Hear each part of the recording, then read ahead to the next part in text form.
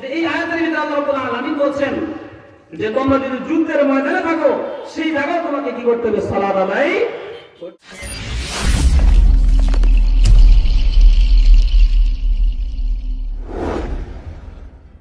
আল্লাহ রাব্বুল আলামিন বলছেন উতলু মা উহিয়া ইলাইকা মিনাল কিতাবি ওয়া আকিমিস সালাহ ইন্নাস সালাতা তানহা আনিল ফাহশাই ওয়াল মুনকার ওয়া লাযিকরুল্লাহি আকবার ওয়াল্লাহু ইয়ালামু মা তাসনাউন।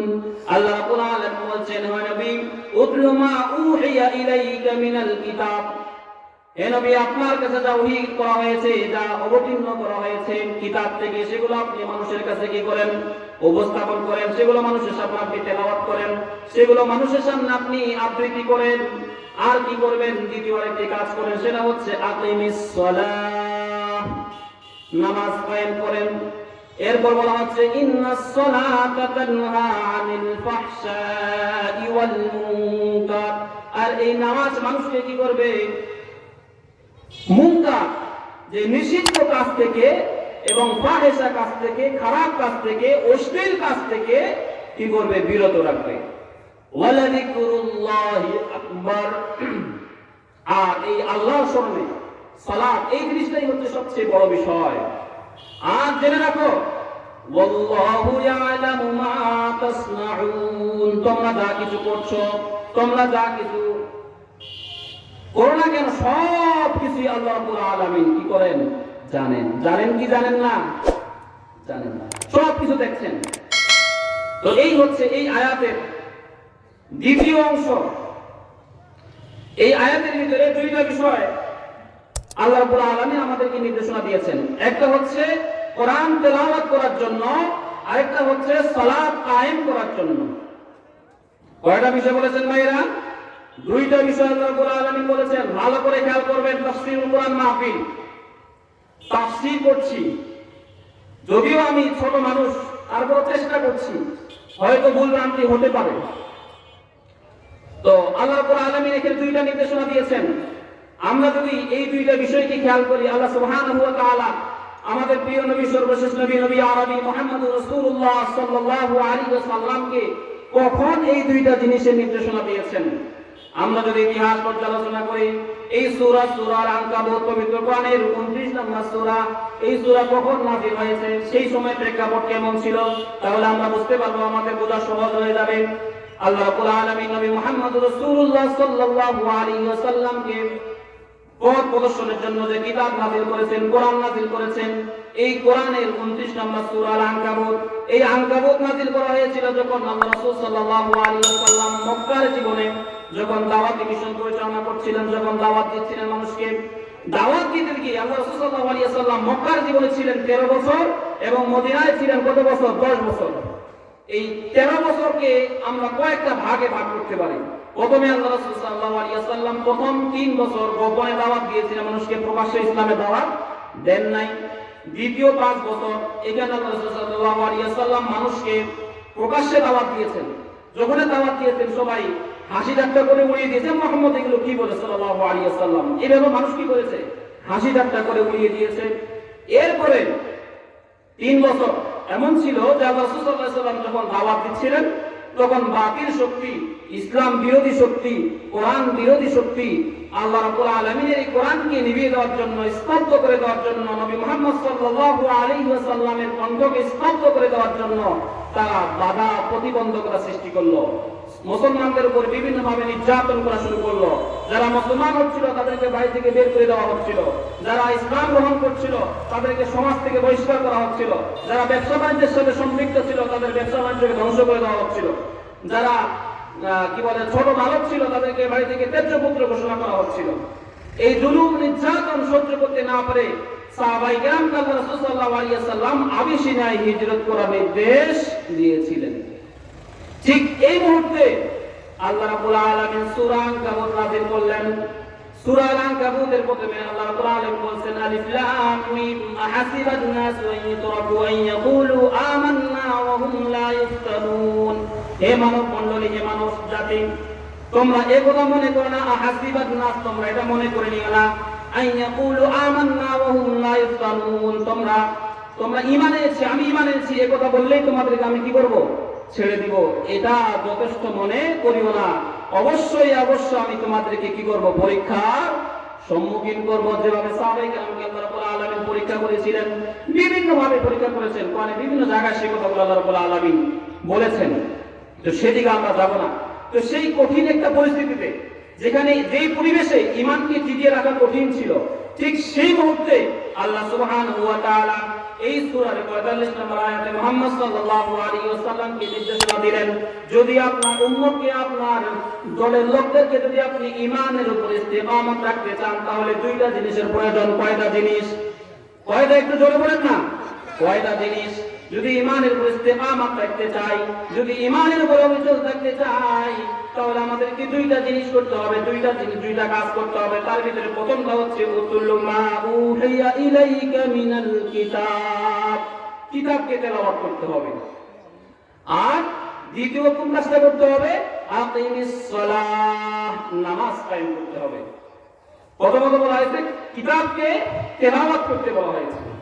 প্রিয় ভাইরা আমার, কিতাব তেলাওয়াত করতে আমাদেরকে কোরআনের বহু জায়গায় আল্লাহ রাব্বুল আলামিন বলেছেন। সেই আলোচনা আমি আজকে করব না। আমার আজকের আলোচনার বিষয় হচ্ছে মূলত সালাত, নামাজ। খুব সহজ একটা বিষয়, তাই না? আমরা সবাই জানি। প্রিয় ভাইরা আমার, এই সালাত সম্পর্কে আল্লাহ রাব্বুল আলামিন আমাদেরকে নির্দেশনা দিচ্ছেন, আকিমিস সালাহ, নামাজ কায়েম করুন। যদি আপনি ঈমানের উপর ইস্তেকামত রাখতে চান, আপনার উম্মতকে ঈমানের উপর ইস্তেকামত রাখতে চান, তাহলে আপনি কি করেন? সালাত কায়েম করেন। প্রিয় ভাইরা আমার, এই সালাত এমন একটা জিনিস, এই সালাত হচ্ছে দ্বীনের ভিত্তি, দ্বীনের খুঁটি।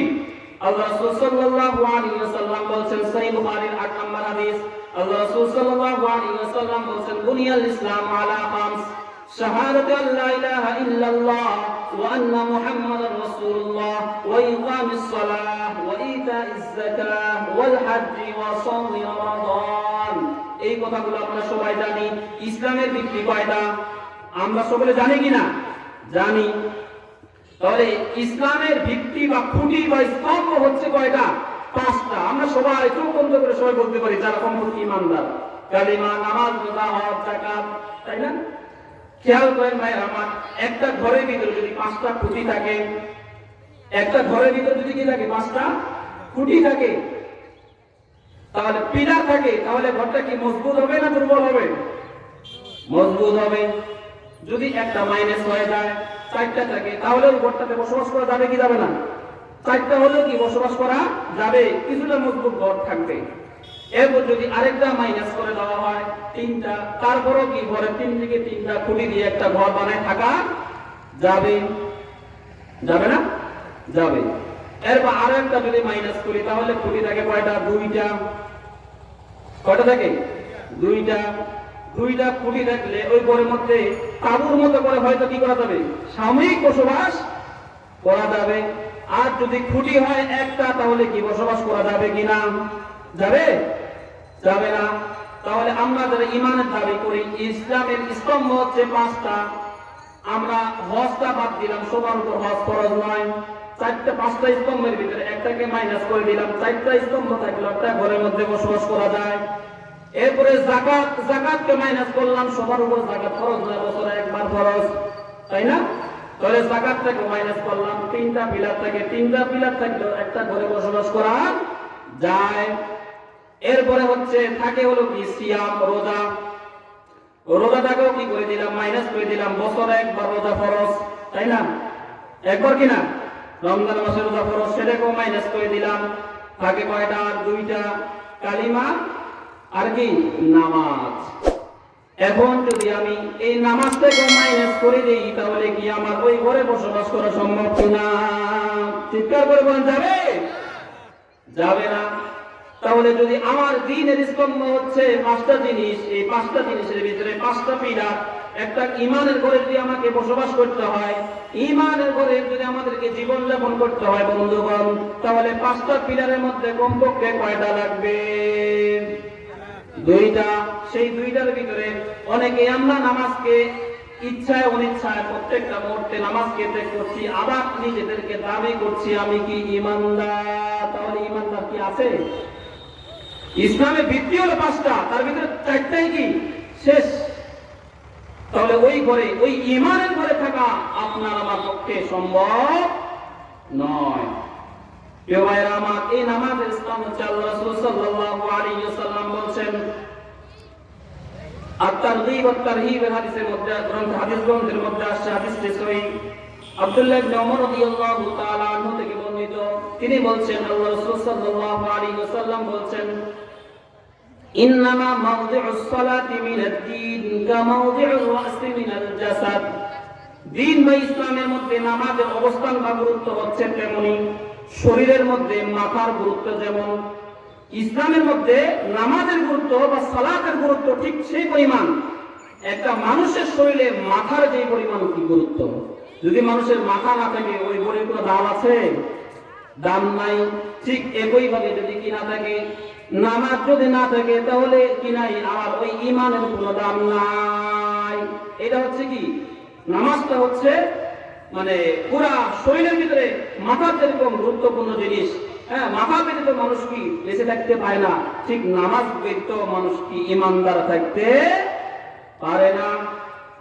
আরেকটা বিষয় বলি, আল্লাহ রাব্বুল আলামিন পবিত্র কোরআনের 20 নম্বর সূরা 14 নম্বর আয়াতে বলছেন, ইন্নানি আনাল্লাহু লা ইলাহা ইল্লা আনা ফা'বুদনি ওয়া আকিমিস সালাতা লিযিকরি।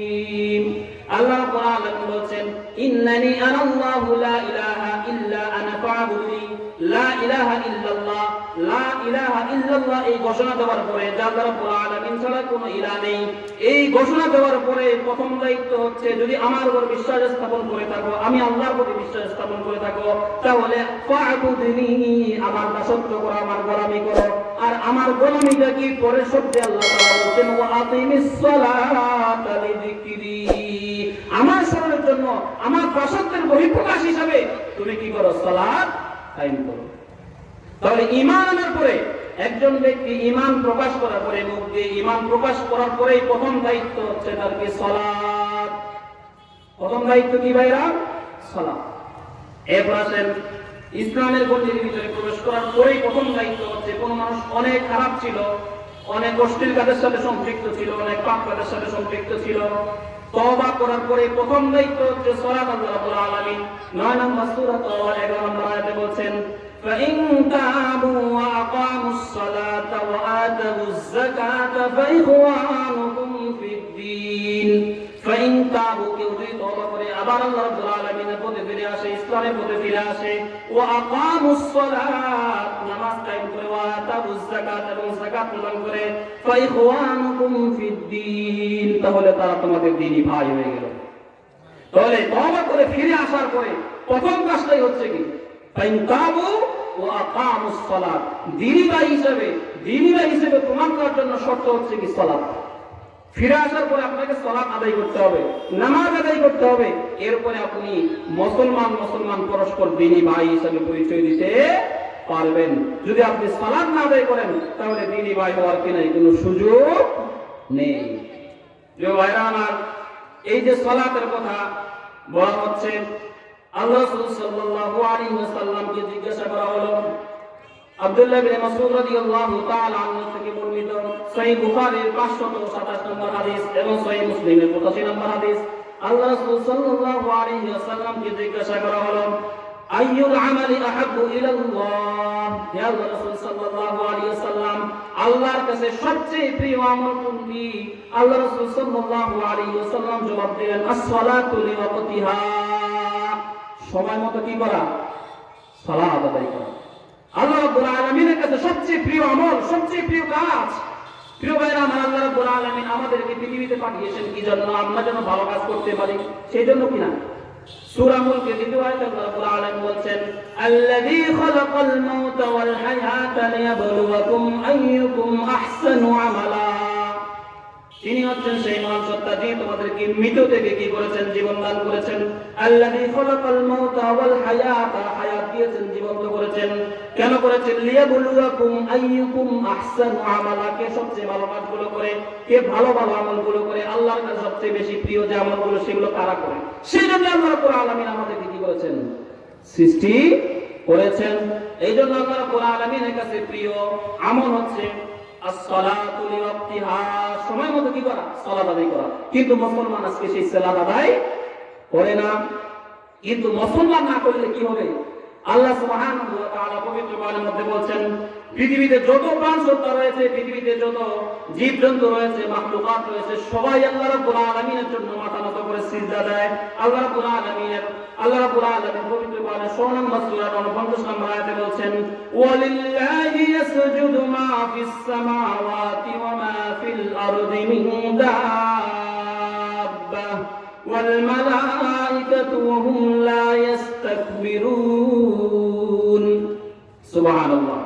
আল্লাহ রাব্বুল আলামিন বলেন ওয়ালিল্লাহি ইয়াসজুদু, আল্লাহর জন্য সিজদা দেয়, আল্লাহর কাছে মাথা নত করে। কারা করে? মা ফিস সামাওয়াতি ওয়া মা ফিল আরদ, এই নবমণ্ডল এবং ভূমণ্ডলে যা কিছু রয়েছে, মিন দাব্বা, বিতরণশীল যত প্রাণী রয়েছে, যারা প্রাণী জীবন রয়েছে, কীট পতঙ্গ থেকে শুরু করে প্রত্যেকটা সৃষ্টি আল্লাহর কাছে কি করে? মাথা নত করে। ওয়াল মালাইকাতু, এবং ফেরেশতারা করে, ওয়া হুম লা ইস্তাকবিরুন। এই ক্ষেত্রে আল্লাহ রাব্বুল আলামিনের যত সৃষ্টি রয়েছে, ফেরেশতাকুল রয়েছে, কেউ আল্লাহ রাব্বুল আলামিনের কাছে সিজদা দিতে কখনো গর্ব অহংকার প্রদর্শন করে না। তাহলে আল্লাহ রাব্বুল আলামিনের এই আয়াত দ্বারা বোঝা যাচ্ছে যে পৃথিবীর যত প্রাণী রয়েছে সবাই আল্লাহর কাছে মাথা অবনমিত করে, আল্লাহর কাছে সিজদা করে।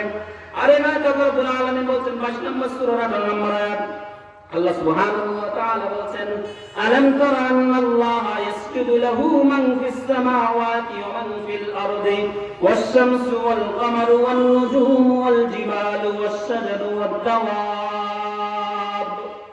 আল্লাহ রাব্বুল আলামিন আমাদেরকে প্রশ্ন করছেন, আলাম তারা, তোমরা কি দেখো না, আন্নাল্লাহা ইয়াসজুদু লাহু মান ফিস সামাওয়াতি ওয়া মান ফিল আরদ, তোমরা কি দেখো না আল্লাহর জন্য সিজদা করে, মান ফিস সামাওয়াতি ওয়া মান ফিল আরদ, এই আসমান এবং জমিনে যা কিছু রয়েছে, ওয়াশ শামসু ওয়াল কামারু, এই চন্দ্র এবং সূর্যগুলো আল্লাহর জন্য সিজদা করে, ওয়ান নুজুমু ওয়াল জিবালু, এই তারকারা যেগুলো আল্লাহর জন্য সিজদা করে, ওয়াল জিবালু, এবং এই পাহাড় পর্বতগুলো আল্লাহর জন্য সিজদা করে, ওয়াশ শাজারু, এবং এই যে গাছপালাগুলো রয়েছে সেগুলো আল্লাহর জন্য সিজদা করে, ওয়াদ দাওয়াব, যত বিচরণশীল প্রাণী রয়েছে সবাই আল্লাহর জন্য সিজদা করে।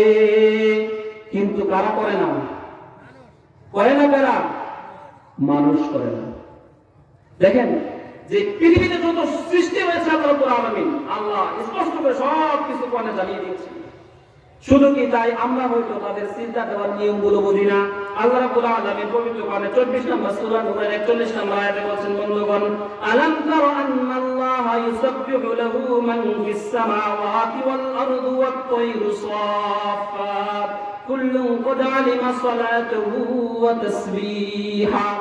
আল্লাহ রাব্বুল আলামিন বলেন, তোমরা কি দেখো না, নিশ্চয়ই আল্লাহর জন্য কি করে? তাসবিহ পড়ে, ইউসাব্বিহু লাহু, তার জন্য তাসবিহ পড়ে গুণগান গায়, মান ফিস সামাওয়াতি ওয়াল আরদ, এই আসমান এবং জমিনে যা কিছু রয়েছে, ওয়াত তায়রু সাফফাত। আল্লাহ রাব্বুল আলামিন আরো কঠিন করে বলছেন, এই যে আকাশে যে উড়ন্ত পাখিগুলো রয়েছে বন্ধুগণ, সেগুলো আল্লাহর কি করে? তাসবিহ পাঠ করে।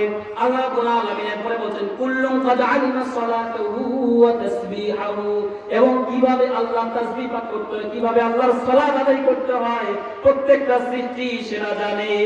কিন্তু যায় না কারা? নামাজ পড়তে যায় না কারা? আল্লাহর গুণগান গাওয়ার সিস্টেম যায় না কারা? মানুষ জানে না। এর চাইতে লজ্জার বিষয় আর কি থাকতে পারে? প্রিয় ভাই আমার, আল্লাহ রাব্বুল আলামিন মানুষ সম্পর্কে বলছেন 38 নম্বর সূরার 75 নম্বর আয়াত, قال يا إبليس ما منعك أن تسجد لما خلقت بيدي। যে মানুষকে আল্লাহ রাব্বুল আলামিন বলছেন, ইবলিসকে লক্ষ্য করে বলছেন, হে ইবলিস, যে কে তোমাকে আদমকে সিজদা দিতে বাধা দিল? খালাকতু বিয়াদাইয়া, যাকে আমি নিজ হাতে তৈরি করেছি। তাহলে আল্লাহ রাব্বুল আলামিনের সৃষ্টি করার ফিতরত বা স্বভাব হচ্ছে, যখন আল্লাহ তাআলা কোনো কিছু সৃষ্টি করতে চান, বন্ধুগণ ভালো করে খেয়াল করুন, যখন আল্লাহ রাব্বুল আলামিন কোনো কিছু সৃষ্টি করতে চান, তখন শুধু বলেন কুন ফায়াকুন, কুন হয়ে যাও, সঙ্গে সঙ্গে তা হয়ে যায়। কিন্তু দেখেন আল্লাহ ইচ্ছা করলে মানুষকে বলতে পারতেন যে মানুষ তৈরি করার জন্য কোন বলতে পারতেন, তাহলে হয়ে যাইতো। কিন্তু আল্লাহ রাব্বুল আলামিন সেটা করেন নাই। বরং আল্লাহ রাব্বুল আলামিন খালাকতু বিয়াদাইয়া পবিত্র কোরআনের মধ্যে বলছেন আল্লাহ রাব্বুল আলামিন মানুষকে নিজ হাতে সৃষ্টি করেছেন। শুধু কি তাই, লাকাদ খালাকনাল ইনসানা ফি আহসানি তাকওয়িম, সবচেয়ে সুন্দর করে সৃষ্টি করেছেন। পৃথিবীর যত সৃষ্টি রয়েছে সবচেয়ে সুন্দর করে আল্লাহ রাব্বুল আলামিন মানুষ সৃষ্টি করেছেন। এখানে শেষ নয়, বরং আল্লাহ রাব্বুল আলামিন 17 নম্বর সূরা বনী ইসরাঈলের 70 নম্বর আয়াতে বলছেন ওয়ালাকাদ কাররামনা বানি আদম ওয়া হামালনাহুম ফিল বাররি ওয়াল বাহরি ওয়ারযাকনাহুম মিনাত তাইয়্যিবাত ওয়া ফাজ্জালনাহুম আলা কাসীরিন মিম্মান খালাকনা তাফদীলা। আল্লাহ রাব্বুল আলামিন বলেন যে বনি আদমকে আমি কি দিলাম? সম্মান। ওয়ালাকাদ কাররামনা বানি আদম, বনি আদমকে আমি সম্মানিত করলাম, তাদের জন্য জলে এবং স্তরে বাহনের ব্যবস্থা করলাম। ওয়ারযাকনাহুম মিনাত তাইয়্যিবাত, এবং তাদের জন্য রিজিকের ব্যবস্থা করলাম। শুধু তাই নয়, ওয়া ফাজ্জালনাহুম আলা কাসীরিন মিম্মান খালাকনা তাফদীলা, পৃথিবীর যত শ্রেষ্ঠ সৃষ্টিগুলো রয়েছে আল্লাহ রাব্বুল আলামিনের, এই সকল শ্রেষ্ঠ সৃষ্টির মধ্যে আল্লাহ রাব্বুল আলামিন মানুষকে শ্রেষ্ঠ ঘোষণা করলেন। কিন্তু সেই সৃষ্টি, সেরা সৃষ্টি যাকে আল্লাহ তাআলা নিজে সৃষ্টি করলেন, নিজে নিজে তার ভিতরে জীবন ফুঁকে দিলেন, এবং যাকে সবচেয়ে সুন্দর করে সৃষ্টি করলেন, যাকে সকল শ্রেষ্ঠ সৃষ্টির মধ্যে আল্লাহ রাব্বুল আলামিন শ্রেষ্ঠ ঘোষণা করলেন, এবং মানুষ পৃথিবীতে যা চেয়েছে জীবন ধারণের জন্য আল্লাহ রাব্বুল আলামিন 2 নম্বর সূরা বাকারা 19 নম্বর আয়াতে বলছেন, 29 নম্বর আয়াতে বলছেন হুয়াল্লাযী খালাকা লাকুম মা ফিল আরদি জামিআ, এই পৃথিবীতে বিচরণ করার জন্য, জীবন ধারণ করার জন্য যা কিছু দরকার সব কিছু আল্লাহ রাব্বুল আলামিন কাদের জন্য সৃষ্টি করেছেন? মানুষের জন্য সৃষ্টি করেছেন। কিন্তু সেই মানুষ আল্লাহ রাব্বুল আলামিনের কাছে মাথা নত করে না।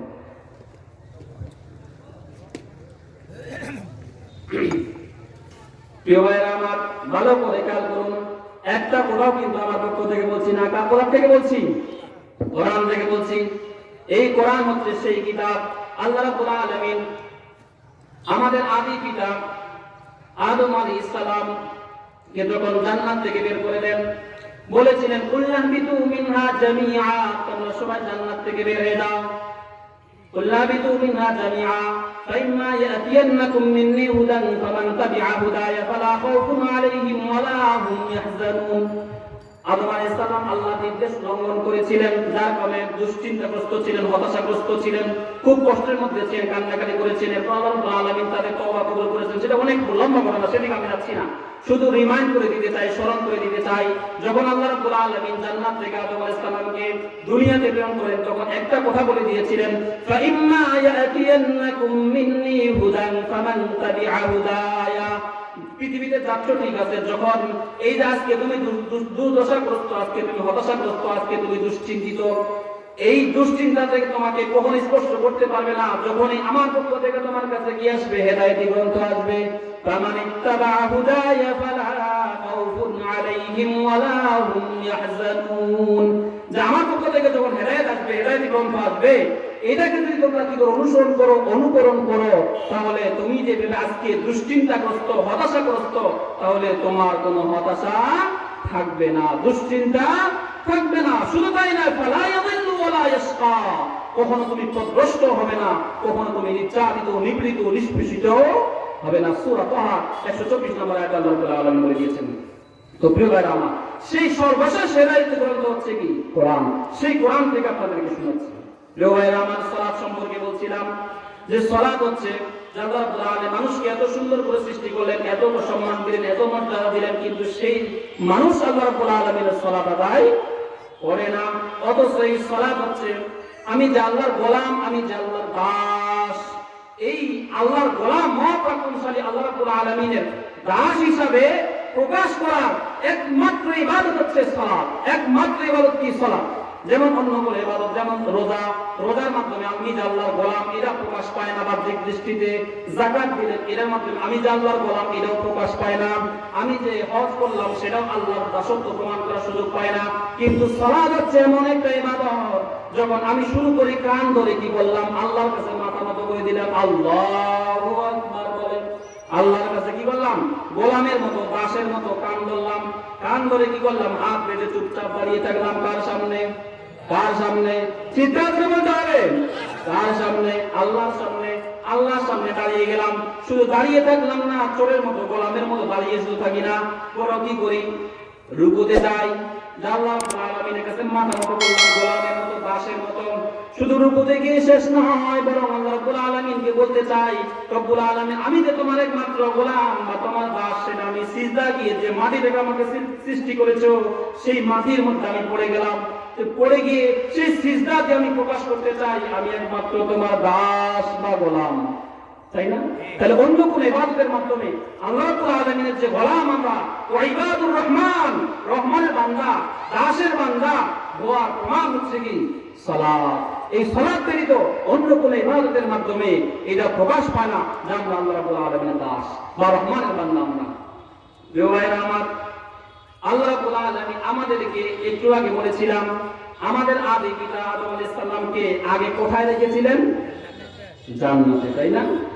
আল্লাহ রাব্বুল আলামিন সূরা আল-আনআমের 165 নম্বর আয়াতে বলছেন, হুয়াল্লাযী জাআলাকুম খালাইফাল আরদি ওয়া রাফা'a বা'দাকুম ফাওকা বা'দিন দারাজাত লিয়াবলুয়াকুম ফীমা আতাকুম। তিনি হচ্ছেন সেই মহান সত্তা যিনি তোমাদেরকে কি করেছেন? পৃথিবীতে প্রেরণ করেছেন প্রতিনিধি হিসেবে, রিপ্রেজেন্টেটিভ হিসেবে। তাহলে প্রতিনিধি হিসেবে কোথা থেকে পাঠাইতে হলে তো একটা তার আসল জায়গা আছে, তাই না? আমাকে যদি বাংলাদেশের পক্ষ থেকে কোথাও যেতে হয়, ইন্ডিয়া যাই বা মায়ানমারে যাই, অন্য কোনো জায়গায় যাই, প্রতিনিধি যদি হতে চাই, তাহলে আমার একটা অবশ্যই কি আছে? স্থায়ী গন্তব্য আছে। এই জায়গা থেকে অন্য জায়গায় গিয়েছে। তাহলে আল্লাহ রাব্বুল আলামিন আমাদেরকে কোথা থেকে প্রতিনিধি হিসেবে পাঠিয়েছেন দুনিয়ায়? কোথায় ছিলাম আমরা? জান্নাতে ছিলাম। আল্লাহ রাব্বুল আলামিন আমাদেরকে জান্নাত থেকে দুনিয়ায় প্রেরণ করেছেন প্রতিনিধি হিসেবে, আল্লাহ প্রতিনিধিত্ব করার জন্য। এই প্রতিনিধিত্ব করার পরে যখন আমরা আবার ফিরে যাব, মৃত্যুর মাধ্যমে যখন আল্লাহর কাছে ফিরে যাব, আবার যখন ওই আমাদের আদি বাসস্থান জান্নাতে যদি আমরা যেতে চাই, প্রিয় ভাইরা আমার, জান্নাতে যদি যেতে চাই, জান্নাতের মধ্যে কি থাকবে? দরজা আছে। দরজার মধ্যে কি আছে? চাবি আছে, চাবি দেওয়া আছে। তাহলে ওই চাবি ছাড়া কি কোনো ঘরের মধ্যে প্রবেশ করা যায় কিনা? যায়? যাবে না। দরজাগুলো তো বন্ধ থাকবে। দরজাগুলো কি থাকবে? জান্নাত হচ্ছে কিন্তু আমাদের আদি বাসস্থান, আদি জায়গা। আমাদের আদি পিতা সেখানে ছিলেন, সেখানকার জন্য আল্লাহ রাব্বুল আলামিন আমাদেরকে তৈরি করেছেন। এখন যদি সেই ঘরে যদি ঢুকতে হয়, সেই ঘরে ঢোকার জন্য চাবি লাগবে কি লাগবে না? লাগবে।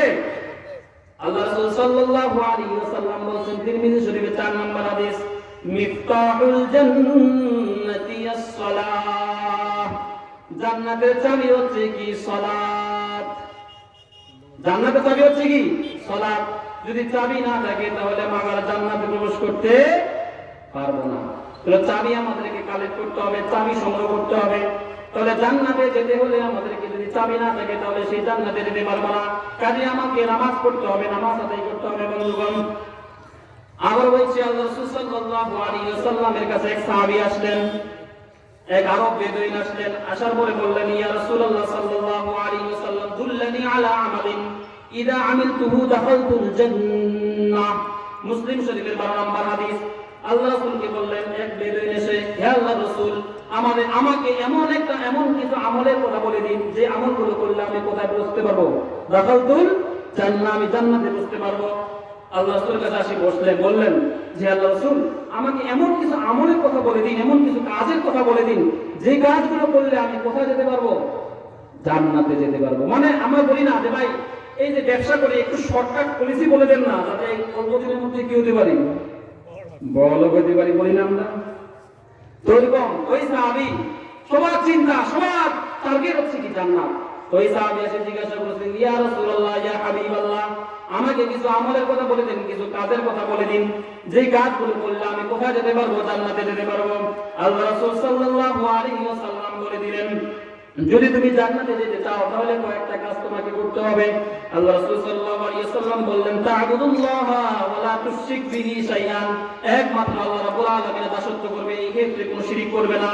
ওয়া তুকিমুস সালাতাল মাকতুবা, 2 নম্বর কাজ। প্রথম কাজ হচ্ছে শিরক করবে না, 2 নম্বর কাজ হচ্ছে ফরজ নামাজ কখনো ত্যাগ করবে না। 3 নম্বর কাজ হচ্ছে ওয়া তুআদ্দি আয-যাকাতাল মাফরুযা, ফরজ যাকাত কখনো ত্যাগ করবে না, ওয়া তাসুমা রমাদান, রমজানের রোজা কখনো ত্যাগ করবে না। এই চারটা কাজ যদি তুমি করতে পারো তাহলে তুমি জান্নাতি। এই কথা যখন আল্লাহ রাসূল সাল্লাল্লাহু আলাইহি ওয়াসাল্লাম বললেন, তখন ওই সাহাবী প্রশ্নকারী সাহাবী বললেন, আল্লাহর কসম করে বলছি, ওয়াল্লাযী নাফসি বিয়াদিহি লা উরিদু শাইআন লা উরিদু আলা হাযা শাইআন আবাদান ওয়ালা আনকুসু মিনহু। ওই সাহাবী বলছেন, আল্লাহর কসম করে বলছি, যারাতে আমার নাম ইয়া রাসূলুল্লাহ সাল্লাল্লাহু আলাইহি ওয়াসাল্লাম, এই চারটা কাজের অতিরিক্ত আমি কোনো কাজই করব না। এই কথা বলে ওই সাহাবী চলে গেল।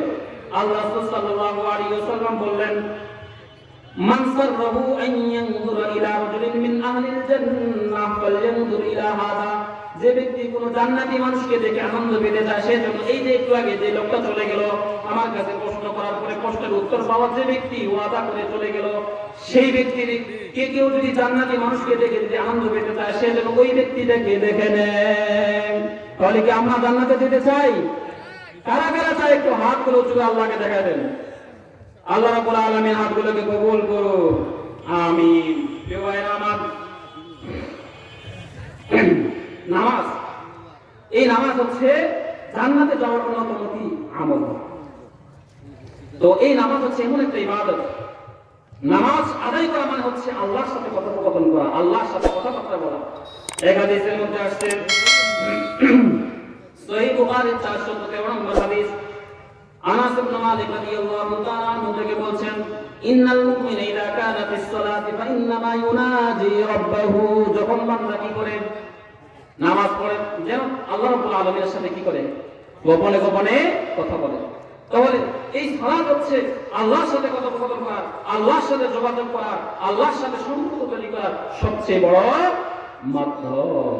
এজন্য আলী রাদিয়াল্লাহু তাআলা আনহু বলেন, মান আরাদা আন ইয়াকাল্লিমা আল্লাহ মান ইউরিদু আন ইয়াকাল্লিমা মা আল্লাহ ফালিয়ুসাল্লি। যে ব্যক্তি আল্লাহর সাথে কথা বলতে চায়, সে জন্য কোথায় দাঁড়ায়? নামাজে দাঁড়ায় যায়। এইজন্য আল্লাহর সাথে কথা বলা, আল্লাহর সাথে সম্পর্ক তৈরি করার মাধ্যম হচ্ছে বন্ধুগণ এই নামাজ।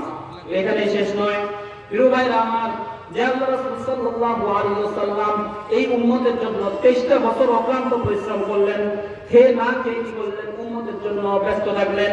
সেই প্রিয় নবী সাল্লাল্লাহু আলাইহি ওয়াসাল্লামের মৃত্যুর আগ মুহূর্তে সর্বশেষ বক্তব্য ছিল কি জানেন? সুনানে আবু দাউদের মধ্যে আসছে 5156 নম্বর হাদিস, আলী রাদিয়াল্লাহু তাআলা আনহু থেকে বর্ণিত, তিনি বলছেন, কানা আখিরু কালামি রাসূলিল্লাহি সাল্লাল্লাহু আলাইহি ওয়াসাল্লাম as-সালাত as-সালাত ইত্তাকুল্লাহা ফীমা মালাকাত আইমানুকুম। যে প্রিয় নবী আমাদের জন্য এত কষ্ট করলেন, সেই প্রিয় নবীর সর্বশেষ নসিহত, মৃত্যুর আগ মুহূর্তে সর্বশেষ কথাটি ছিল উম্মতের জন্য কি? উম্মতের জন্য সর্বশেষ যে মেসেজটি দিয়ে গেছেন সেটা মালাকাত আইমানুকুম, হে আমার উম্মত, সালাত, সালাতকে তোমরা কখনো ছেড়ে দিও না। কিন্তু আজকে সেই প্রিয় উম্মত কি করে না? সালাত আদায় করে না, সেই নামাজ আদায় করে না। তাহলে আবার প্রিয় নবীর উম্মতও দাবি করি। প্রিয় ভাইরা আমার, আল্লাহ রাব্বুল আলামিন যে আমাদের উপরে নামাজকে ফরজ করেছেন, যা সর্বশেষ নবী মুহাম্মদ সাল্লাল্লাহু আলাইহি ওয়াসাল্লামের উম্মতের উপরে যে আল্লাহ রাব্বুল আলামিন নামাজ ফরজ করেছেন, বিষয়টা কিন্তু এমন নয়, বরং ইতিপূর্বে যত নবী ছিল সবার উপরে এই সালাত আল্লাহ রাব্বুল আলামিন ফরজ করে দিয়েছিলেন। পবিত্র কোরআনের 14 নম্বর সূরা 40 নম্বর আয়াতে আল্লাহ রাব্বুল আলামিন বলেন, ইব্রাহিম আলাইহিস সালামের কথা স্মরণ করে দিয়ে বলেন, রব্বি জাআলনি মুকিমাস সালাতি ওয়া মিন যুররিয়্যতি। ইব্রাহিম আলাইহিস সালাম বলেন, রব্বুল আলামিন আপনি আমাকে কি করে নামাজ প্রতিষ্ঠাকারী বানান। তাহলে ইব্রাহিম আলাইহিস সালামের উপর কি ছিল? নামাজ ফরজ ছিল। ইসমাঈল আলাইহিস সালাম সম্পর্কে 19 নম্বর সূরা 54 নম্বর আয়াতে আল্লাহ রাব্বুল আলামিন বলেন, ওয়াযকুর ফিল কিতাবি ইসমাঈল ইন্নাহু কানা সাদিকাল ওয়া'দি ওয়া কানা রাসূলান নাবিয়্যা ওয়া কানা ইয়া'মুরু আহলাহু বিস সালাতি ওয়াজ যাকাত। আর ইব্রাহিম আলাইহিস সালাম মানুষকে নির্দেশ দিতেন, ওয়া কানা ইয়া'মুরু আহলাহু, তার পরিবার পরিজন তার অধিবাসীদেরকে নির্দেশ দিতেন, বিস সালাতি ওয়াজ যাকাত। তাহলে ইসমাঈল আলাইহিস সালামের উপর কি ছিল? নামাজ ফরজ ছিল। ঈসা আলাইহিস সালাম সম্পর্কে 19 নম্বর সূরা 23 নম্বর আয়াতে আল্লাহ রাব্বুল আলামিন বলেন, ক্বালা ইন্নী আবদুল্লাহ আতানিয়াল কিতাবা ওয়া জাআলানি নাবিয়্যা ওয়া জাআলানি মুবারাকান আইনামা কুনতু ওয়া আওসানি বিস সালাতি ওয়াজ যাকাত। আমি মানুষকে ওসিয়ত করছি, মানুষকে আমি বলে দেই, ওয়া আওসানি বিস সালাত, আমাকে নির্দেশ দেওয়া হয়েছে আমি যেন মানুষকে কি করি সালাত এবং যাকাতের নির্দেশ দেই। তাহলে এই আয়াত দ্বারা বোঝা যায় ঈসা আলাইহিস সালামের উপর নামাজ কি ছিল? ফরজ ছিল। মুসা আলাইহিস সালাম সম্পর্কে পবিত্র কোরআনের মধ্যে 2 নম্বর সূরা 83 নম্বর আয়াতে আল্লাহ রাব্বুল আলামিন বলেন ওয়া ইযা আখাযনা মিসাকা বানি ইসরাঈলা লা তা'বুদুনা ইল্লাল্লাহ ওয়া বিল ওয়ালিদাইনি ইহসানা ওয়া যিল কুরবা ওয়াল ইয়াতামা ওয়াল মাসাকিন ওয়া কুলু লিন-নাসি হুসনান ওয়া আকিমুস সালাতা ওয়া আতুস যাকাত। তাহলে এই আয়াত দ্বারা বোঝা যায় বনি ইসরাঈল জাতি থেকে আল্লাহ রাব্বুল আলামিন কমিটমেন্ট নিয়েছিলেন, অনেকগুলো কমিটমেন্ট নিয়েছিলেন। তার মধ্যে অন্যতম একটা কমিটমেন্ট ছিল আকিমুস সালাত, তারা কি করবে? সালাত কায়েম করবে। তাহলে এই আয়াত দ্বারা বোঝা যায় যে মুসা আলাইহিস সালামের উম্মতের উপর আল্লাহ রাব্বুল আলামিন নামাজকে ফরজ করেছিলেন। প্রিয় ভাইরা আমার, তাহলে এই আয়াতগুলো প্রমাণ করে ইতিপূর্বে যত জাতি ছিল, যত উম্মাহ ছিল, যত নবী ছিলেন, সকল নবীর উম্মতের উপরে আল্লাহ রাব্বুল আলামিন এই সালাতকে ফরজ করে দিয়েছিলেন, শুধু আমাদের উপর চাপিয়ে দেননি। তাহলে আমরা কেন সেই সালাত থেকে, যেটা আদম আলাইহিস সালাম থেকে শুরু করে পর্যায় করে চলে আসছে যে ইবাদতের মাধ্যমটা, যে ইবাদত আল্লাহ রাব্বুল আলামিন আমাদের উপর আবশ্যক করে দিয়েছেন, ফরজ করে দিয়েছেন, সেই ইবাদত আমরা কেন করতে চাই না? প্রিয় ভাইরা, এখানে শেষ নয়। রাষ্ট্রপ্রধান, ইসলামী সরকারের রাষ্ট্রপ্রধান যিনি থাকবেন, আল্লাহ রাসূল কি রাষ্ট্রপ্রধান ছিলেন কি ছিলেন না? ছিলেন। খোলাফায়ে রাশিদিন ছিলেন। আল্লাহ রাব্বুল আলামিন তাদের সম্পর্কে বলেন 22 নম্বর সূরা মাসের 41 নম্বর আয়াত, আল্লাযীনা ইম্মাক্কানাহুম ফিল আরদি আকামুস সালাতা ওয়া আতাবুজ যাকাতা ওয়া আমারু বিল মা'রুফ ওয়া নাহাউ আনিল মুনকার। ইসলামী সরকারের প্রধান 4টা কাজ, 4টা দায়িত্ব, 4টা কাজ তাদের। ইসলামী সরকারের রাষ্ট্রপ্রধান দায়িত্ব কয়টা? 4টা।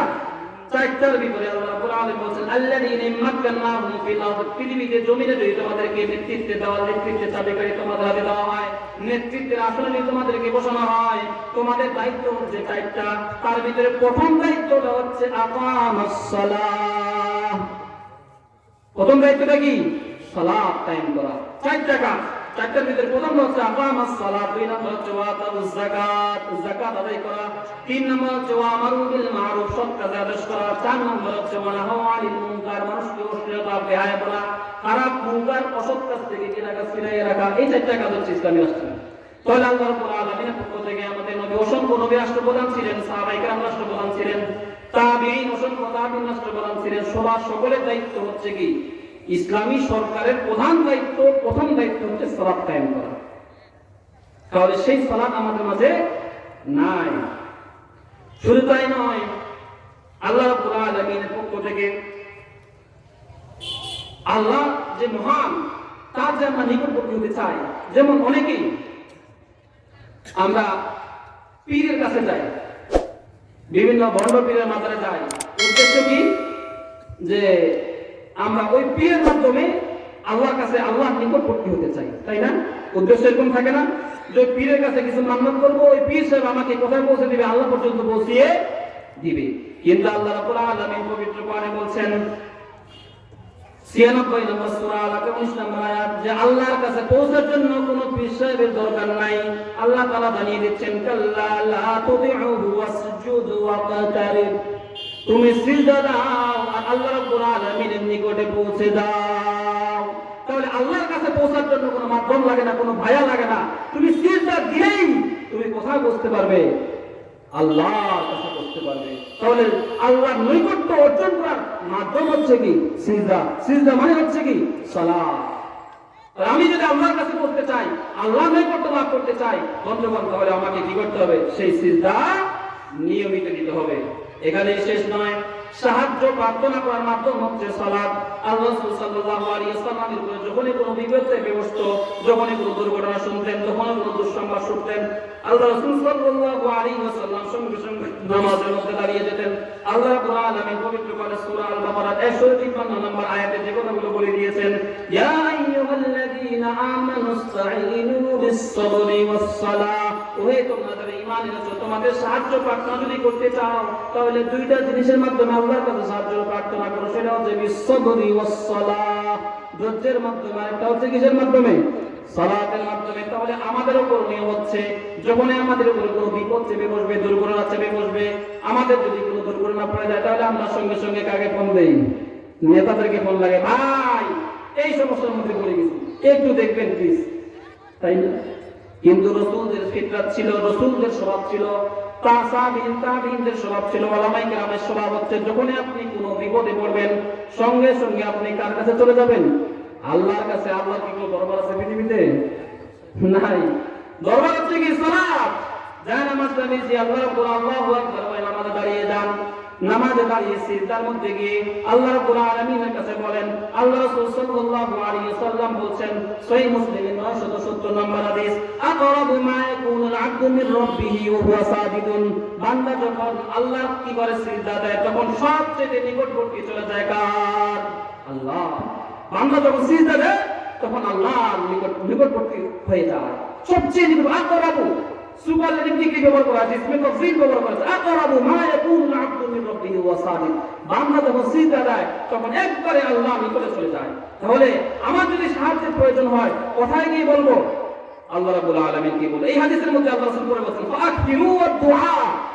যখন তুমি সিজদায় যাবে তখন তুমি সিজদায় গিয়ে আল্লাহকে চাও, আল্লাহ এরকম বিপদে পড়ে গিয়েছি, এরকম দুর্ঘটনার সম্মুখীন হয়ে গিয়েছি, আল্লাহ রাব্বুল আলামিন তুমি আমাকে এই বিপদ থেকে কি করো? উদ্ধার করো।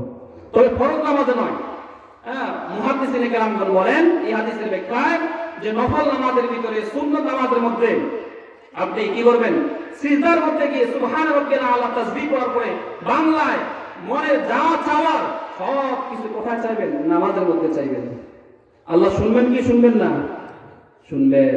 এজন্য নবীদের ফিতরত ছিল, নবীদের স্বভাব ছিল যে নবীদের কখনোই যদি বিপদ সম্মুখীন হইত সঙ্গে সঙ্গে নামাজে দাঁড়িয়ে যেতেন। প্রিয় ভাইরা আমার, সেই নামাজ আমাদের জন্য আল্লাহ রাব্বুল আলামিন ফরজ করে দিয়েছেন।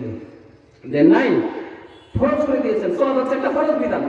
একটা ছোট মানুষও জানে, ছোট বাচ্চাও জানে। যদি জিজ্ঞাসা করা হয় সালাত কি ফরজ না ওয়াজিব না মুস্তাহাব না নফল, কোনটা? ফরজ। সবাই আমরা জানি কিন্তু পালন করি না। করি? আল্লাহ রাব্বুল আলামিন দেখেন যে পৃথিবীর ভিতরে আল্লাহ রাব্বুল আলামিন মানুষকে সবচেয়ে দুর্বল করে সৃষ্টি করেছেন। এই দুর্বল জাতির উপরে সবথেকে শক্তিশালীকে ইন্নাল্লাহা আলা কুল্লি শাইইন কাদির, সবচেয়ে শক্তিমান আল্লাহ। আর ওয়া খুলিকাল ইনসানু দাঈফা, নম্বর সূরা 28 নম্বর আয়াতে আল্লাহ তাআলা বলেন ওয়া খুলিকাল ইনসানু দাঈফা, সবচেয়ে দুর্বল করে আল্লাহ রাব্বুল আলামিন সৃষ্টি করেছেন কাকে? মানুষকে। তাহলে সবচেয়ে শক্তিশালী আল্লাহ রাব্বুল আলামিনের পক্ষ থেকে সালাত ফরজ করা হয়েছে, আবশ্যক করা হয়েছে সবচেয়ে দুর্বল সৃষ্টির উপরে। কার উপরে? সবচেয়ে দুর্বল সৃষ্টির উপরে। আর আল্লাহ রাব্বুল আলামিন এটাও বলে দিয়েছেন ইউরিদুল্লাহু আন ইউখাফফিফা আনকুম, আল্লাহ তাআলা তোমাদের উপরে যে বিধিবিধানগুলো দেন সেগুলো হালকা করে দিতে চান। লা ইউকাল্লিফুল্লাহু নাফসান ইল্লা উসআহা, সূরা বাকারা শেষ আয়াতে আল্লাহ তাআলা বলেন আল্লাহ তাআলা তোমাদের সাধ্যের অতিরিক্ত কোনো বোঝা চাপিয়ে দিতে চান না। তাহলে আল্লাহ তো সবচেয়ে শক্তিশালী, তিনি তো জানেন সবচেয়ে দুর্বল সৃষ্টির উপর নামাজ ফরজ করেছি। তো আল্লাহ সহজ করে দিয়েছেন কি দেন নাই? নামাজ কয় ওয়াক্ত ফরজ ছিল বন্ধুগণ? 50 ওয়াক্ত। সেখান থেকে কতটুকু করে দিয়েছেন? 0 টাকা মাইনাস করে দিয়েছেন, মাত্র 5 ওয়াক্ত। তাহলে আল্লাহ বলেন লা ইউকাল্লিফুল্লাহু নাফসান ইল্লা উসআহা, বান্দার সাধ্যের অতিরিক্ত কোনো কিছু দায়িত্ব আমি তাদের প্রতি অর্পণ করি না। তাহলে আল্লাহ রাব্বুল আলামিন যিনি আমাদেরকে সৃষ্টি করেছেন, যিনি আমাদের ক্রিয়েটর, তিনি ভালো করে জানেন যে এই বান্দা আমার সালাত আদায় করতে পারবে কি পারবে না। তাহলে আল্লাহ রাব্বুল আলামিন জানে যে পারবে, অবশ্যই পারবে। এই জন্যই তো আল্লাহ তাআলা আমাদেরকে কি করে দিয়েছেন? হালকা করে দিয়েছেন, সহজ করে দিয়েছেন, যাতে আমার বান্দারা কি করতে পারে? সহজ অল্প ইবাদত করে আমার নৈকট্য অর্জন করতে পারে। কিন্তু দুঃখের বিষয় সেই সহজ বিধানটা আমরা পালন করতে টাকা দিতে হয় নাকি? মসজিদে গেলে কি টাকা দিতে হয়? দামি কাপড় চোপড় পরতে হয় নামাজ পড়তে? গুনাহ জায়গায় কি ট্যাক্স দিতে হয় নামাজ পড়তে গেলে? দিতে হয় না। তাহলে কেন আমরা সেই সালাত আদায় করি না?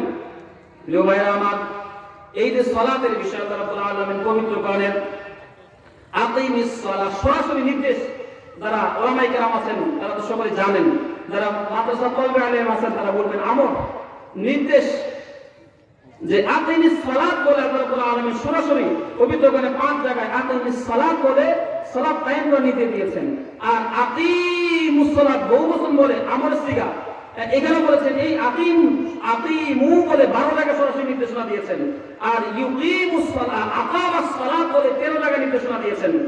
আর ইউকিমুস সালাত বলে 9 জায়গায় নির্দেশনা দিয়েছেন।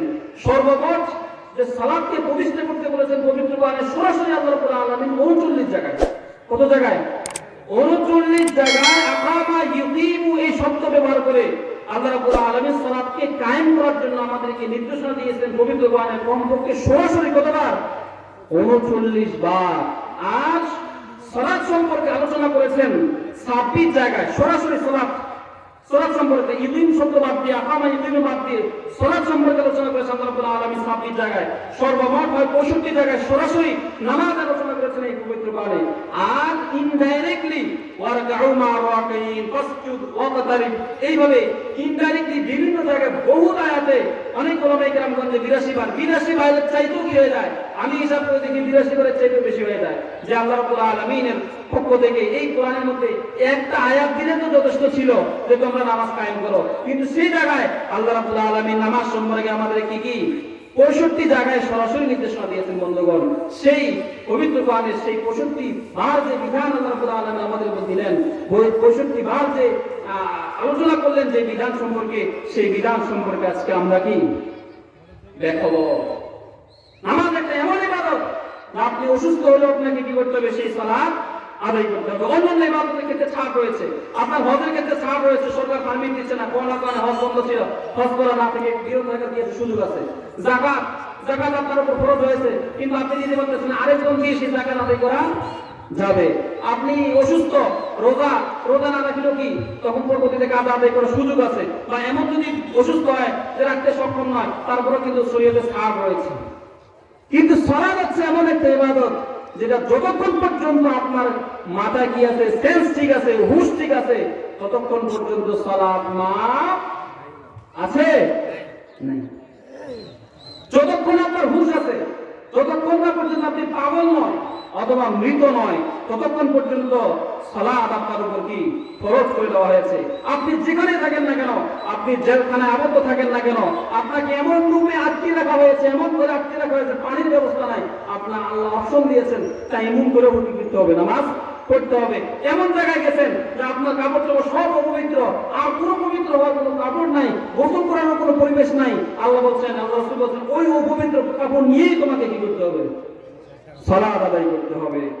হ্যাঁ, আপনি বাসে থাকেন, ট্রেনে থাকেন, লঞ্চে থাকেন, বিমানে থাকেন, যেই জায়গায় থাকেন সেই জায়গায় আপনাকে কি করতে হবে? সালাত আদায় করতে হবে।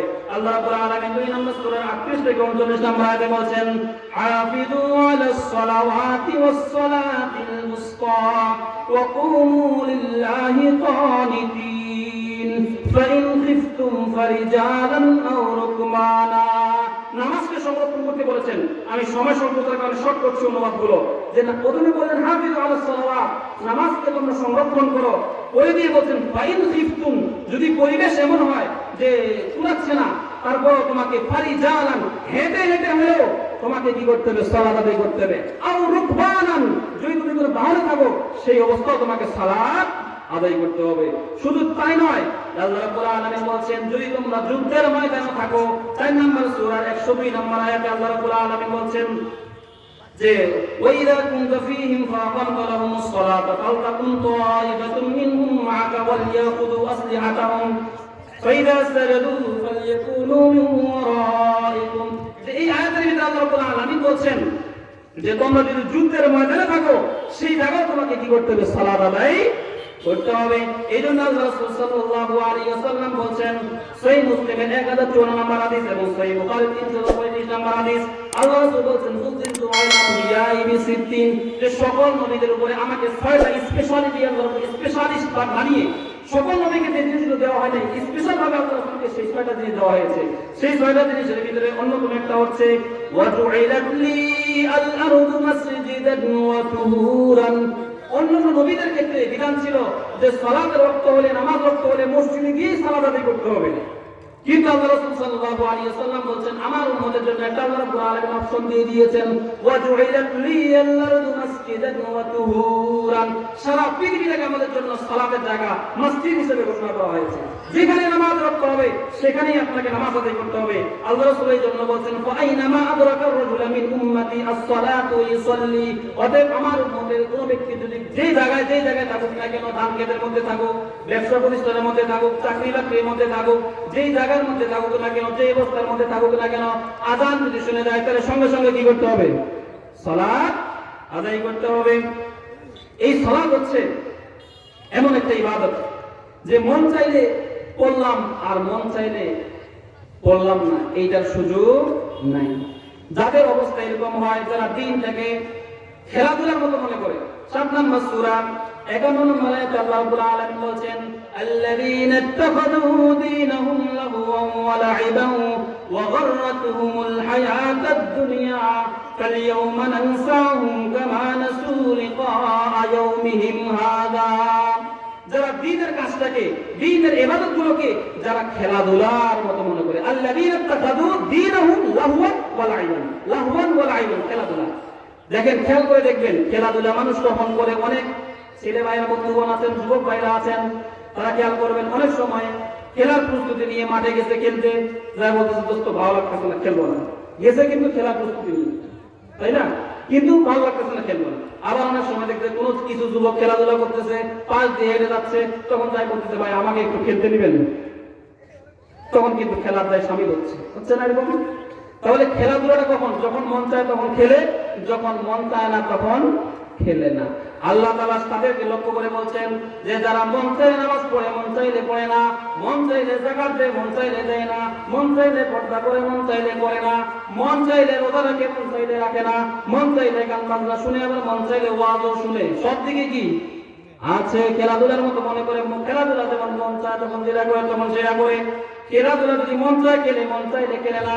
আল্লাহ রাব্বুল আলামিন বলেন, আল্লাযীনা ইত্তাখাযু দীনাহুম লাহওয়ান ওয়া লা'iবা, যারা আমার দ্বীনের কর্মকাণ্ডগুলোকে, দ্বীনের ইবাদতগুলোকে যারা খেলাধুলার মতো মনে করবে, আল্লাহ রাব্বুল আলামিন বলেন, ফালইয়াওমা নানসাহুম কামা নাসিতুম লিকাআ ইয়াওমিহিম হাযা, কাল কিয়ামতের ময়দানে এই লোকগুলোকে আল্লাহ রাব্বুল আলামিন কি করবেন? ভুলে যাবেন, যেভাবে তারা আমার আয়াতগুলোকে, আমার বিধিবিধানগুলোকে খেলাধুলার মতো মনে করে ভুলে গিয়েছিল। উপায় থাকবে? থাকবে না। কেউ ভাই না আমার। তো এই সালাত হচ্ছে ঈমানদার এবং মুমিনের মধ্যে পার্থক্য। ঈমানদার এবং মুমিনের মধ্যে পার্থক্য হচ্ছে সালাত।